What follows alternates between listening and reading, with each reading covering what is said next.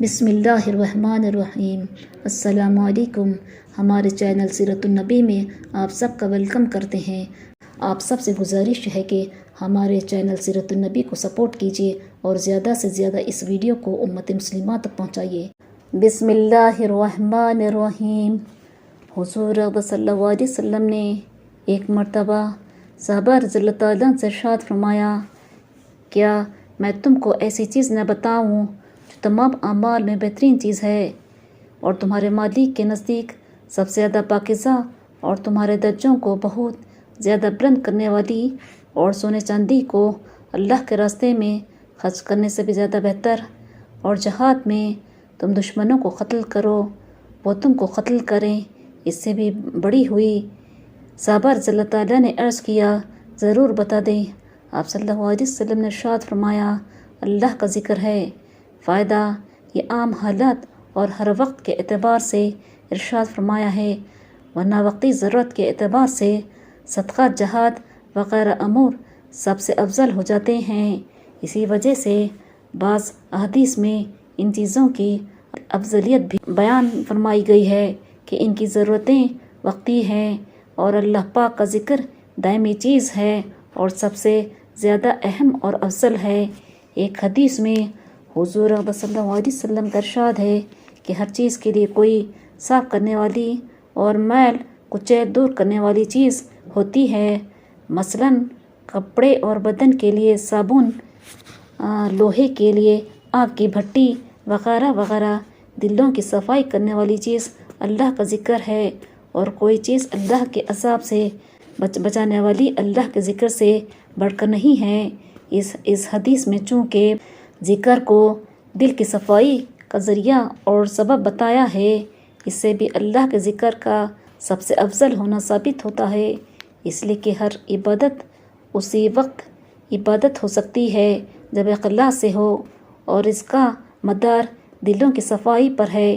اسی وجہ سے بعض صوفیاء نے کہا ہے کہ اس حدیث میں ذکر سے مراد ذکر قلبی ہے، نہ کہ زبانی ذکر، اور ذکر قلبی یہ ہے کہ دل ہر وقت اللہ کے ساتھ وابستہ ہو جائے، اور اس میں کیا شک ہے کہ یہ حالت ساری عبادتوں سے افضل ہے، اس لیے کہ جب یہ حالت ہو جائے تو پھر کوئی عبادت چھوٹ ہی نہیں سکتی کہ سارے اعضاء ظاہرہ و باطنہ دل کے تابع ہیں۔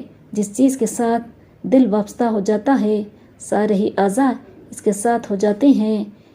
عشاق کی حالت سے کون بے خبر ہے؟ اور بھی بہت سی احادیث میں ذکر سب سے افضل ہونا وارد ہوا ہے۔ حضرت سلمان رضی اللہ تعالیٰ سے کسی نے پوچھا کہ سب سے بڑا عمل کیا ہے؟ انہوں نے فرمایا کہ تم نے قرآن شریف نہیں پڑھا، قرآن پاک میں ہے، کوئی چیز اللہ کے ذکر سے افضل نہیں۔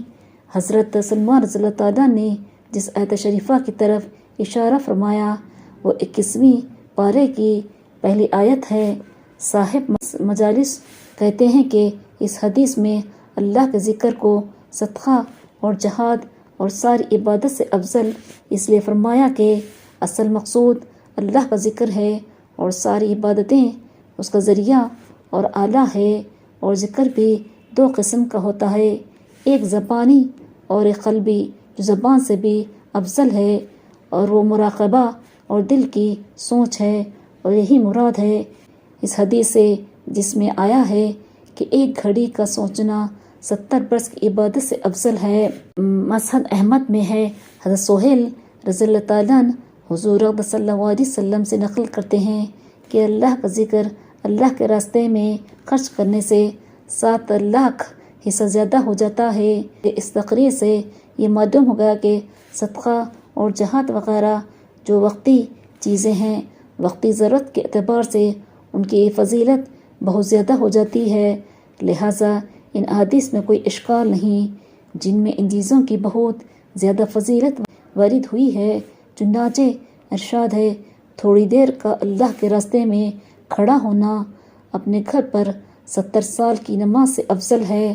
حالانکہ نماز بلا اتفاق افضل ترین عبادت ہے، لیکن کفار کے ہجوم کے وقت جہاد اس سے بہت زیادہ افضل ہو جاتا ہے۔ اس ویڈیو کو لائک، شیئر کریے اور سبسکرائب کریے۔